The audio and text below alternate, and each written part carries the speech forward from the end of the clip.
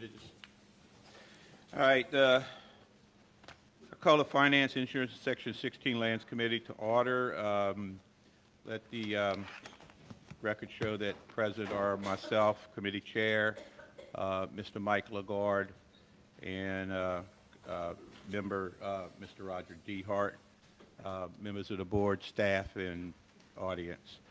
First order of business is the consideration of approval for the adoption of a resolution to support the Bollinger Shipyard Homa LLC in participation in the Industrial Tax Exemption Program.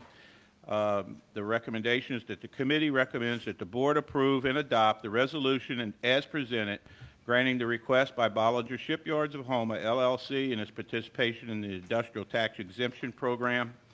And they have the application number and the resolution right behind the agenda. Do I have a motion? Moved by Mr. Dehart, seconded by Mr. Lagarde.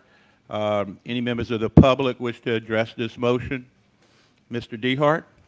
Yes, sir. In support of this, I want to tell you that revenues are very important to the school system, but I tell you what, if you see how many people work at that facility that come into Terrebonne Parish and produce taxes and all kind of returns, this is not just giving up something, it's also, I think we're growing, because that company is really, if you ever go there in the morning or in the afternoon, it looks like a train. That's how many cars bumper to bumper.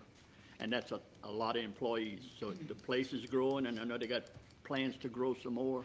So this is a plus for Terrebonne Parish. Thank you, Mr. DeHart. Mr. Lagarde, you have anything to add? No. Any other members of the board? Mr. Ford. I don't see the lady that's normally here with Tita. We do have Mr. Cohen Guidry here. Mr. Guidry, could you stand up? Maybe come to the mic, introduce yourself. Mr. Guidry is Chief Executive Officer for TITA, the Terrebonne Economic and Development Authority. He's here to answer any questions anyone may have. Good evening, ladies and gentlemen. I'm Cohen Guidry. I'm the CEO of Terrebonne Economic Development. Coming into about 18 months with the group, we're doing lots of good things in the parish, and these are one more things that supports local industry. This specific installation is for Navy and Coast Guard vessels, so it's defense contract. So it's something that's not going to be on the roller coaster of the oil and gas as we're apprised to all the time. So I'm glad that you're here tonight. Thank you for coming by. In the past, I have been in opposition of this a lot of times, but that was the question I was going to ask, is because I know that we have the Coast Guard and U.S. Navy doing a lot of work with Bollinger right now, as well as OSU is building a vessel there as well. So that's kind of what I wanted to ask, but I don't have any apprehensions tonight. I know we're going to vote on this as a board if it goes through committee in December, so I'm hoping you guys are going to be here that evening, just in case we have some other questions. Absolutely. If it's here, it's important to us, and we want to be able to answer any questions that any of you might have for this. I may have questions at that time, but I don't have any tonight. Thank you. Mr. Orgeron. We also have a representative from Bollinger Shipyard here with us as well. Great. Come on up and introduce yourself. I'm sorry, I talked to you earlier and I forgot to bring you up. I'm Craig Roussel, the Executive Vice President and Chief Administrative Officer. Happy to answer any questions, and as always, thank you for your support. We are continuing to grow at that facility, and we're continuing to invest, and we hope to be here for many years to come to get more jobs in Terrebonne. Thank you. Thank you, sir. Okay. Thank you. Anybody else? Any opposition to the motion? Hearing none, the motion passes. This will go to the full board on December 5th. Thank you. Thank you. Item 3, consideration of approval to renew the contract for ink and toner cartridges. The committee recommends that the board approve and accept the renewal of the contract for ink and toner cartridges from the Treehouse for a 12-month period beginning December 7, 2023, under the same terms and conditions. Moved by Mr. Dehart, seconded by Mr. Lagarde. Any members of the public wish to address this motion? Mr. Dehart. Only a positive comment. To have it at the same terms and conditions is really rare to date. Yes. Mr. Lagarde, any other members of the board? Any opposition? Hearing none, the motion passes. Item 4, consideration of approval to renew the catalog contract for materials and supplies For teaching materials, the committee recommends that the board approve and accept the renewal of the catalog contract for materials and supplies for teaching with Steyer Office World at the current terms and conditions for a period of 1 year. Moved by Mr. Dehart, seconded by Mr. Lagarde. Any members of the public wish to address this motion? Mr. Dehart. No. Mr. Lagarde. Any other members of the board? Mr. Ford. I'm always pleased to see that Steyer is winning this bid and keeping the prices the same, but I have heard that there's been a lot of times over the last couple of years that there are items that Steyer doesn't provide in their catalog. Are they able to outsource certain items and then just keep them okay, so we don't have to go to a third party to get these other items, or we don't have to go to bid, right? If there's something that's not particularly in their catalog, we can submit a request to them and they can acquire it for us? Okay. I just wanted to make sure because I didn't know the process on that. Thank you. Okay, and let the record show that Ms. Ali Dugai answered Mr. Ford's questions affirmatively. Any other members of the board? Hearing none, any opposition to the motion? Hearing none, the motion passes. Item 5, consideration of approval of the original budgets. The committee recommends that the board approve the attached original budgets for 23-24 fiscal year for Workman's Comp Fund, Loss Fund, and Group Insurance Claim Fund. Moved by Mr.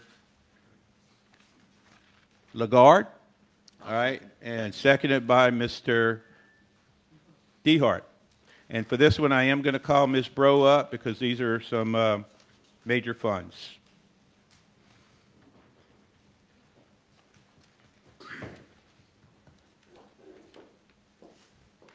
These notes are attached to your package. Ms. Bro, yeah, let's go to the Workers' Comp Fund first. Yes, sir. So the Workers' Comp Fund should be in your packet. We're budgeting revenues of $1,293,000. We're budgeting expenses of $1,275,960, and we are projecting an ending fund balance of $2,965,163 in the Workers' Comp Fund. Questions? Okay. The Loss Fund? In the Loss Fund, we're projecting revenues of $92,000. We're projecting expenses of $3,657,645, which is the premiums that we know the prices of because we bid those out and we have the estimates. The casualty claims that you see listed there are all estimates based on previous years. So it could be that, and it could be a little bit different than this. It's just estimates based on trend. We are budgeting for a transfer in from the general operating fund of $2.5 million, and we're projecting an ending fund balance of $1,355,886. So we have expenses there additional in the budget of an increase of $2,500,000.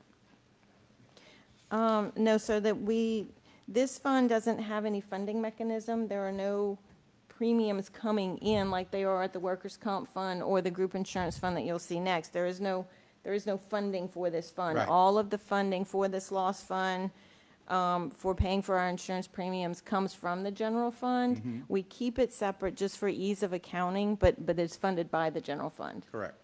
But we're adding another $2.5 million to what we have already budgeted? No, sir, we are, so if you look at the expenses, the insurance premiums are about $2.5 million. Those have already been approved by you through Curtis Cumming Right. on the various, property, casualty, and all the insurance premiums. We're estimating claims then for casualty, auto, and errors and omissions. We're estimating those claims there. Because we're only projecting revenue of $92,000 because there is no funding mechanism for this. We're transferring in $2.5 million to cover the premiums and the claims. Does that make sense? Yeah, it does, but I guess my There's no- bottom line is we're getting ready to go down in the general fund 2.5 million. This was budgeted in the general fund already. This was already So this is budgeted. not a change? It's not an addition? Not to the general fund, no, sir. When we brought you that budget back in the summer, this was planned for was on the already general scheduled to be fund taken out. side. We're just bringing you this side of it now for the Okay. first time, but on the I general think fund Mr. side. it's Dehart already had a budgeted. question. Thank you, Ms. Bro. I get it now. I'm a little slow sometimes. 100% to the penny, but after transferring the 2.5 million, what is our fund balance out of general fund? Would you have any clue or estimate? I don't know. I would need to look, Later Mr. on. Dehart. That's fine, and I know you're covering it the right way and stuff Yeah. like that. I just was curious to know how much you're. As of right now, I don't know if you have your budget book still from the summer, but as of right now, that budget that you adopted, Yep. the original adopted budget Yep. still stands in the general fund with no changes Okay. as of right now. Because what you just said to Mr. Hamner, Yeah. you already had that in there. Yes, sir. And I apologize, were there anybody from the general public that wished to address this motion? I didn't ask that earlier. Nope, okay. Mr. Crowdis, you had your hand up. Permission to go back to the Workmen's Compensation Fund and ask a Sure. question? It's all the same motion. Do you, off the top of your head maybe, but do you have a number, or what's the average workers' compensation claims on a yearly basis? Do we know an average number of those claims? We are, for this year, we're projecting about 1.1 million. It can fluctuate. I mean, sometimes we have a more serious accident than others. Sometimes we can go a good long time and not have any accidents. Right. And so, it can fluctuate from year to year. This is based kind of on a trend. Okay, If you would like specifics, Mr. Constrantish can okay. give you more information about Would exact amounts of claims. Would we consider $2.965 million to be a pretty good surplus there for workman's comp's claims? Is that a Yes, sir. healthy? It is a reasonably healthy. That's a reasonably healthy. Okay. amount. It's about 2 years' worth of Okay. claims and expenses in that fund. If we didn't have any more revenue coming in, it would still carry us over about 2 years. Thank you. Mr. Ford? I think you answered this question, but let me ask anyway. So the 2.5 million, I know that's a nice round number, but I'm sure it's not an arbitrary number. This is basically based on what the premiums cost added up. Is that how you kind of get that number? More or less, yes, sir. So at the time that we budget the general fund side, we prepare the general fund budget starting in March Yeah. of each year. By the time Curtis comes to you with all of the recommendations for the premiums, when Mr. Fontaine and everybody is here, it's much later in the year.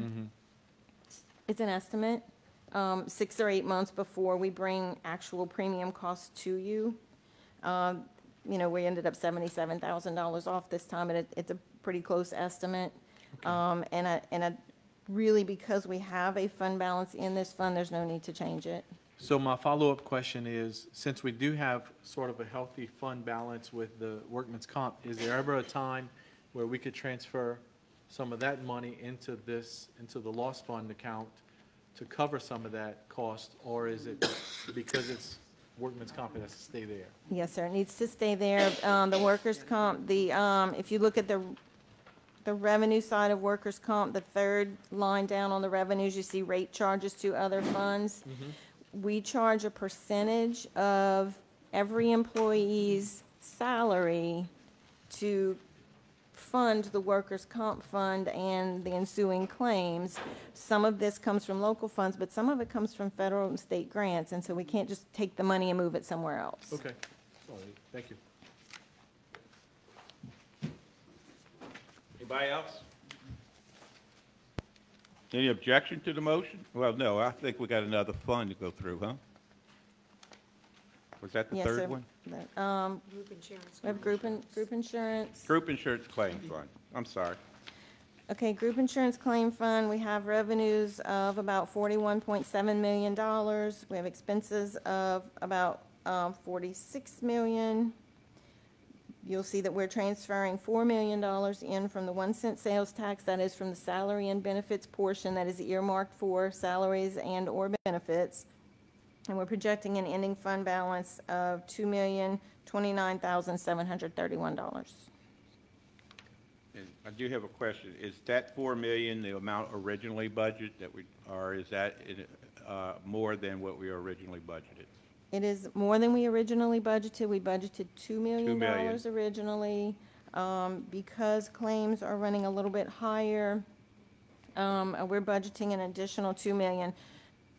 The group insurance fund is on a calendar year. We are on a fiscal year, Yeah. so we kind of end up crisscrossing a little bit. But it does look like to get us through this current fiscal year on the fiscal side, but 6 months into the claims year, we will need some additional funding.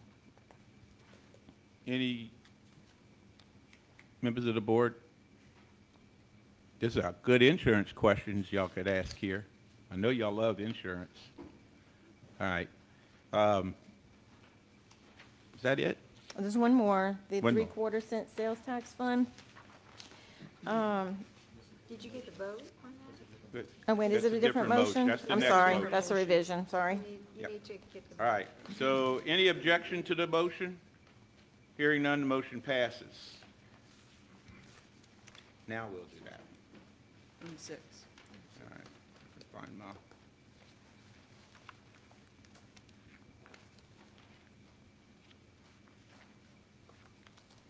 All right, item 6, consideration of approval for a revised budget for 23-24.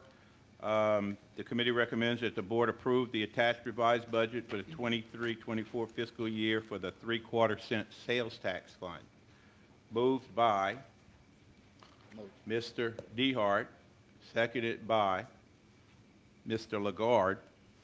Does any member of the public wish to address this? All right, Mrs. Bro? Okay, if you look in your packets, there are several pages to this presentation.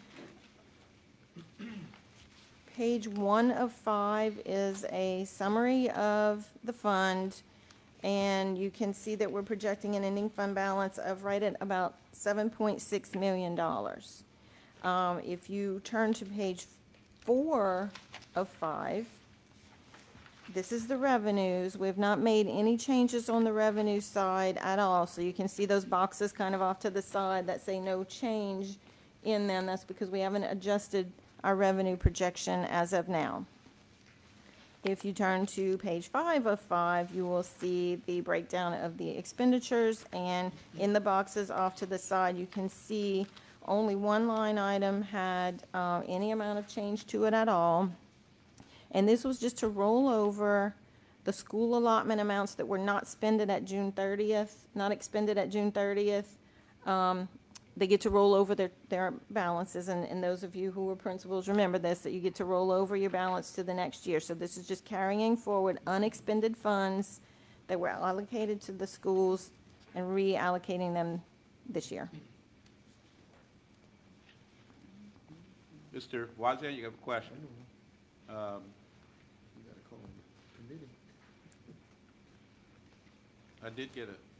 I got motion. Yeah. Mr. Dehart, Mr. Lagarde, any members of the board? Mr. Ford. Just a quick question. So I know when they roll over the money from the school year, the previous school year at these schools, is there limitations on what they could spend that rolled over money on? Does it? It follows the same rules that it was allocated for in the first place. So they have money allocated for instructional materials, for technology and computers, for band, for art, for. So it stays in each category? For Yes, them? it stays Okay. each in those categories, and it's rolled over school by school, category by category. Okay, thank you.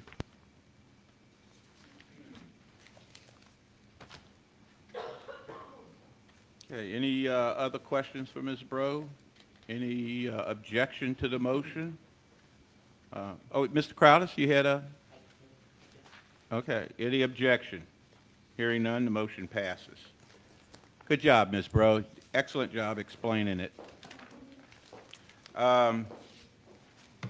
Item 7, matter bearing upon the monthly budget to actual comparison reports and the monthly sales tax collection. That's Ms. Klingman. Good evening.